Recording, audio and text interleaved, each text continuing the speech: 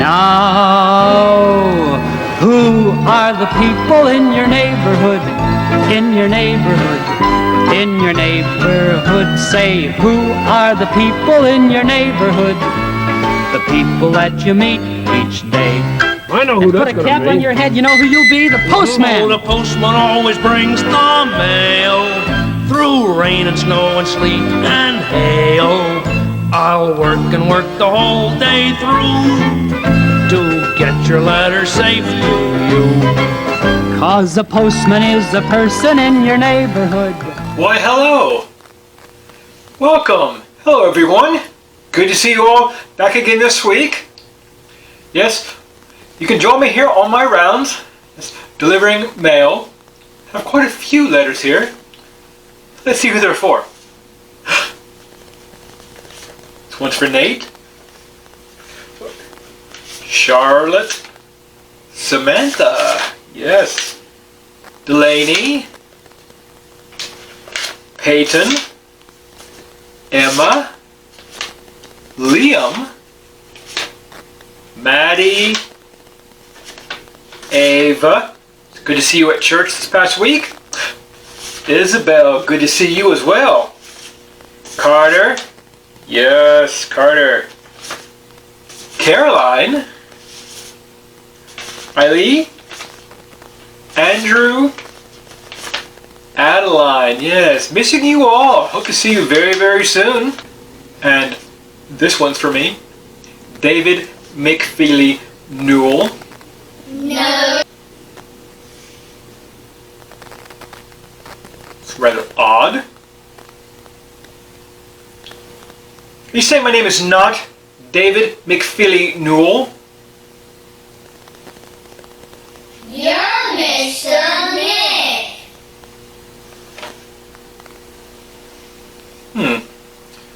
All right, yes. That was a joke. That was a joke. My name is not, in fact, David McFeely Newell.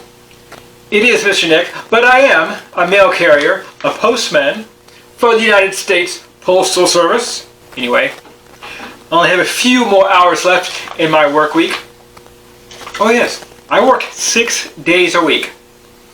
Sunday is the Sabbath, a day of rest. We don't deliver on Sundays. Just like the Carolina Panthers, actually. Anyway, I'm headed back to the post office to finish up. Let's go.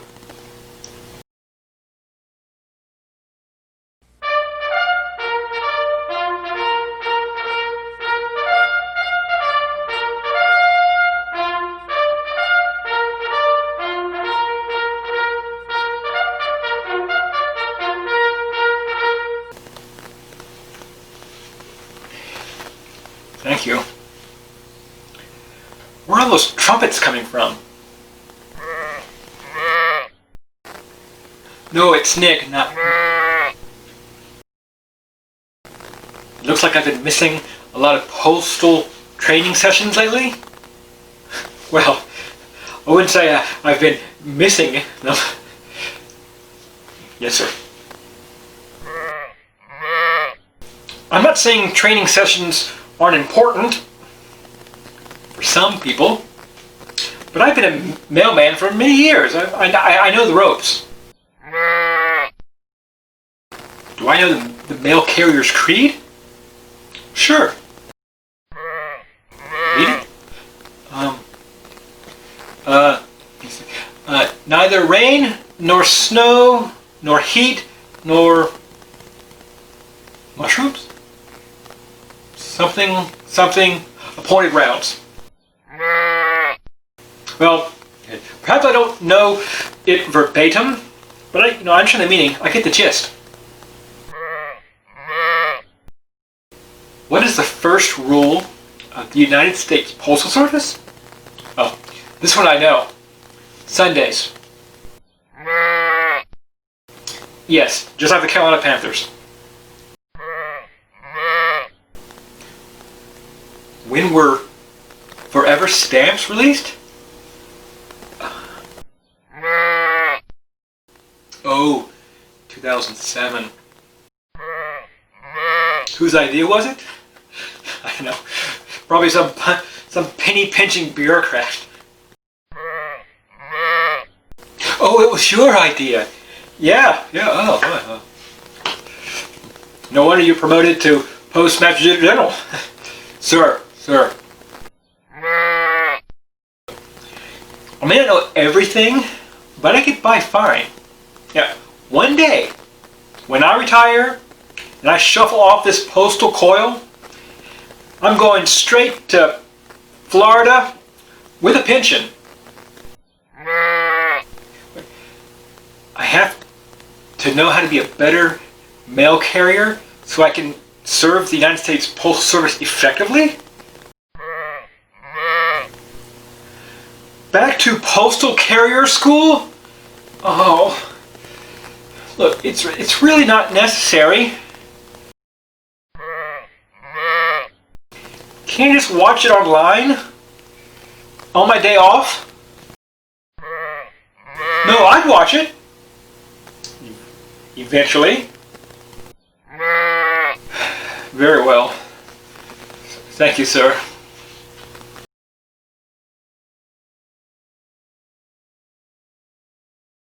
Rufus, I'm being sent back to postal training school. Woo!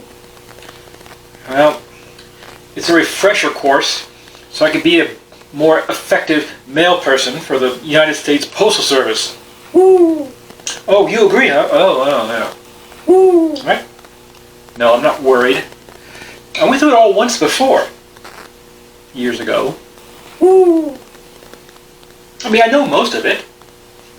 Almost all of it. Woo! Oh, yeah. Easy peasy, 1, 2, 3, easy. Woo! Woo! As long as they don't, test me on the Postal 473 exam, I'll be fine.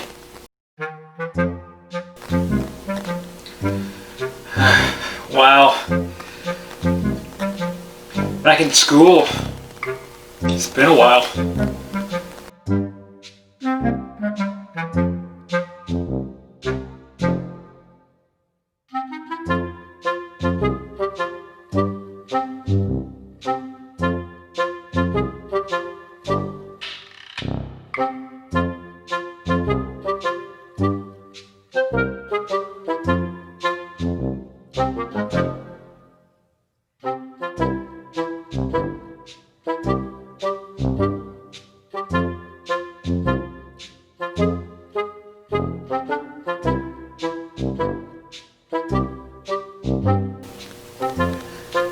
I wonder who our teacher's going to be.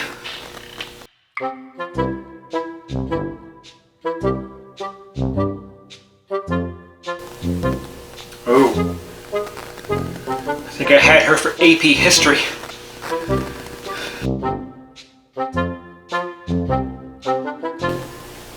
Actually, it's Nick, not Norm. Welcome. No, thanks. It's not that bad. Plus, newbies can do it. A veteran like you should be fine. Yeah. And you picked a great day to attend. Chicken patties and square pizza, so we eat in the cafeteria at lunch.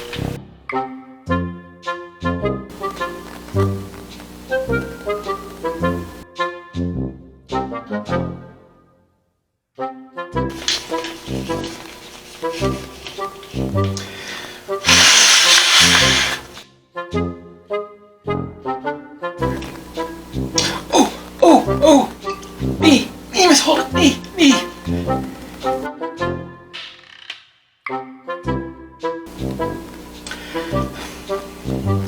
Tips for new letter carriers. Stick with it. Don't complain. Take extra care when delivering after dark.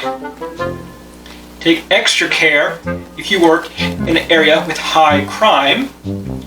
Remember, you do not have to deliver the mail if it is not safe. Take care of yourself in all types of weather.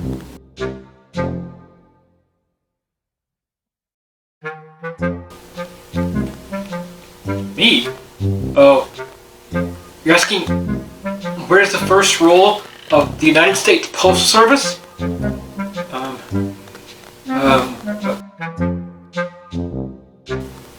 Oh, yeah, of course. Just like the Carolina Panthers. Shaun the Sheep. Actually, no, Shaun the Sheep. We're like that. Wow. Can you get me his autograph? Oh, sure.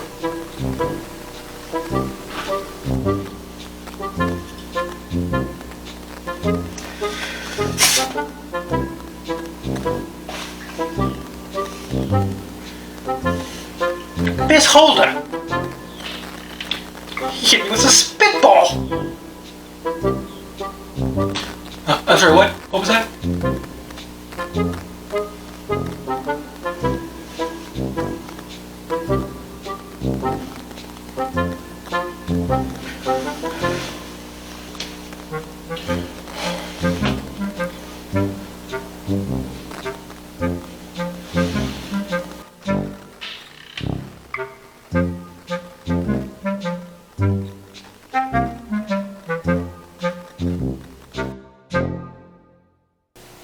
What is the second line of the Declaration of Independence?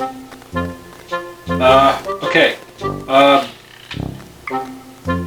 We hold these truths to be self-evident that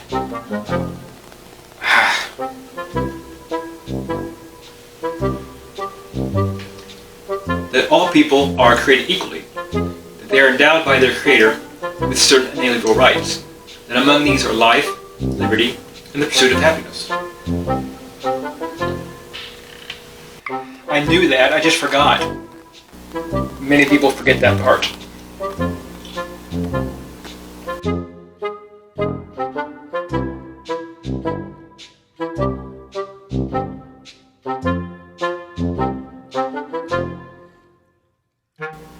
We'll take an hour recess. Yay, the monkey bars! Oh, Miss Holder, you forgot to give us the quiz you were promised. What? I can pass the quiz out, Miss Holder.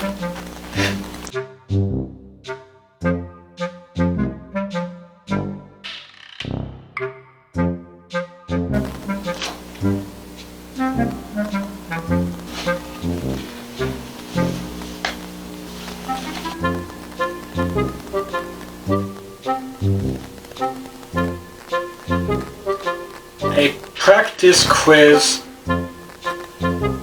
on the Postal 473 exam.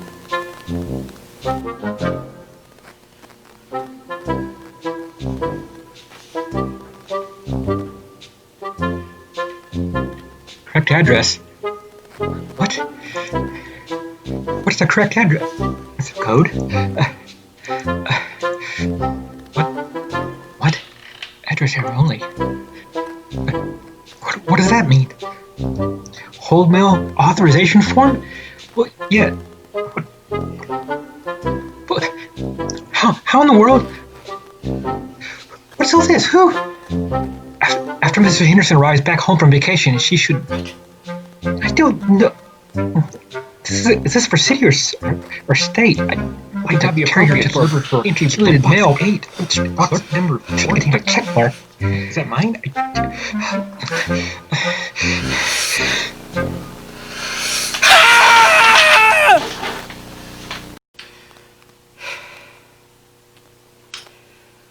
Wow. Detention. Detention really has gotten a bit advanced since I was in postal school. So unfair. Makes me want to stamp my foot. See? This is all because I had to go back to postal school. Now I'll probably end up in reform school. If only I hadn't forgotten the rules and policies of the United States Postal Service. Why didn't I study? Wait a minute. That reminds me of a story. Last week we asked the question, how did God plan to fix what sin broke? The answer was, before he created the world, God planned to send the Messiah to save sinners. We've been talking about how God is saving the world from evil, sin, and death through the Israelite people and ultimately through Jesus. Again, the problem of sin exists everywhere, even in the Israelite people. How is God going to fix the problem of sin when so many people have sin? We've got a great story for you. Check this out. The southern kingdom of Judah had many kings. Most of the kings were evil. They did not follow God. Kings like Ahaz set up places to worship idols, and the people forgot about God. When King Ahaz died, his son Hezekiah became king. Hezekiah was not like his father. Hezekiah did what was right. He trusted God and obeyed his commands. Hezekiah made some changes around the kingdom. He led the people to worship God again, and God blessed him. After Hezekiah died, his son Manasseh became king. Manasseh was the most evil king of Judah. He set up the idols Hezekiah had destroyed and led the people to worship false gods. He ruled for 55 years. Then his son, Amon, became king. He was evil too, and he ruled for 2 years. Then his son, Josiah, became king. Josiah was just 8 years old when he became king. He was a good king, like his ancestor David. Josiah lived in a way that pleased God. When Josiah was a teenager, he started to follow God. Then he made some changes around the kingdom. Josiah decided to get rid of the things that were not pleasing to God. He got rid of idols and the places where people worshiped false gods. When Josiah was a young man, he wanted to repair the Lord's temple. As the temple was being repaired, the high priest found a very important document. "I have found the book of the law in the Lord's temple," the high priest said. When King Josiah heard the words of the law, he tore his clothes. "God is very angry with us," Josiah said. "Our ancestors did not obey God." A prophetess brought a message from God. God said, "I'm going to punish the people of Judah because they turned away from me and worshiped other gods." But God had a special message for Josiah. "Because you were humble and were sorry for your sin when you heard the law, you will die in peace. You will not see the punishment I am bringing on the people." Josiah went to the temple and read the words of the law to all the people. Then Josiah promised to follow God and obey him like the book of the law said to do. The people at the temple also agreed to follow God and obey him. As long as Josiah was king, the people followed God and obeyed him. Hezekiah and Josiah loved God and wanted to follow his commands. They wanted God's people to love God and obey the law too. When Jesus came to earth, he fulfilled the law by obeying it perfectly.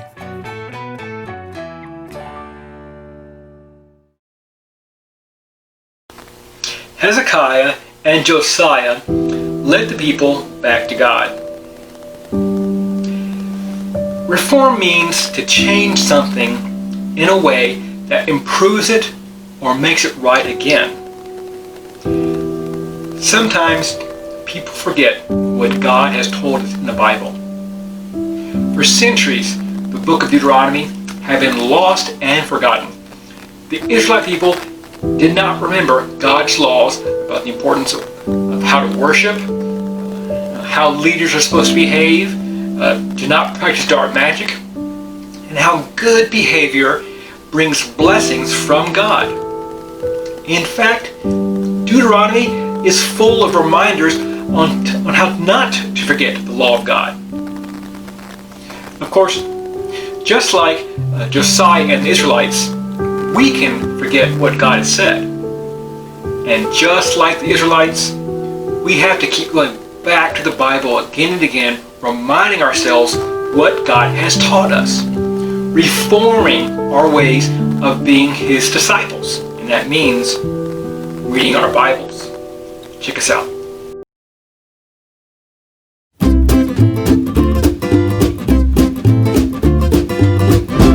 Hey there, I'm Pastor Brian, and it's time for Questions from Kids. Lily from Roanoke, Virginia asks, I want to read the Bible, but where should I start? Lily, I am so glad that you want to read the Bible. It's so important that we spend time in God's Word. It's the way that we can grow in our relationship with God the best. And the Bible is a great thing because you can jump in anywhere and you're going to learn something about God. You're going to grow. All of the Bible is meaningful. But let me give you a tip or two. The first thing is just don't bounce around. Some people have this idea that they're just going to open up the Bible and wherever it opens, that's what they're going to read. You wouldn't read a story that way, would you? If you checked out a book from the library, a novel, for example, you wouldn't just kind of read random pages. You would start in the beginning and go to the end because that's how stories are understood the best. And so I would encourage you to consider that. Consider starting in Genesis, the beginning of the story, and reading forward. But short of that, if you don't want to do that, it would be good to read a book in its entirety. So I always recommend the book of John, the Gospel of John. It's a great gospel that talks about the story of Jesus, of course. Start from John chapter 1 and just read to the end. Read a little bit at a time. It's not a matter of quantity, it's a matter of quality. Take your time. If you don't understand something, stop, go back and read it again, or look up words you don't understand. The key here is not to read words on the paper, it's let this book read you and your heart, and for you to grow in your understanding of God. So take your time. If you read one verse and that's it, but you understand it and God is working in your heart through it, that's a great time of Bible reading. If you read a chapter, that's great too. Just read what God has put before you, take your time, work through it. But thank you so much for desiring to read God's Word. That's really encouraging to hear. So why is the Bible important to you?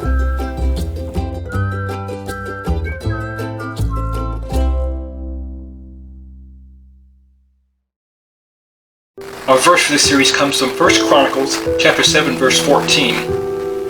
If my people, who are called by my name, will humble themselves and pray and seek my face and turn from their wicked ways, then I will hear from heaven and I will forgive their sin and I will heal their land. God told the Israelite people that if they turned back to Him, that He would forgive their sins and heal them. Jesus eventually will defeat sin on the cross so we can escape from sin and follow Him and the law. That answers our question. How did God plan to fix what sin broke? Before He created the world, God planned to send the Messiah to save sinners. That's Jesus. That's a school bell. Hope that means it's time to go. But before we do, let's say a prayer. Bow your heads, close your eyes. Heavenly Father, thank you for sending your Son to free us from sin. Please help us to recall your word and continually go back to the Bible so we can serve you in the redemption of the world. We thank you in Jesus' name. Amen. Here I am. Hi, sir. Is it visiting hours?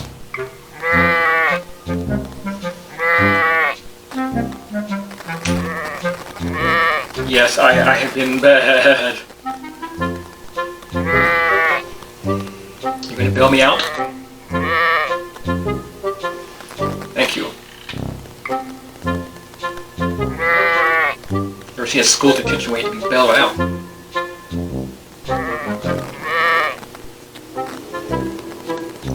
And yes, I will go and apologize to Miss Hulda. And yes, sir. I think I'll go do some studying.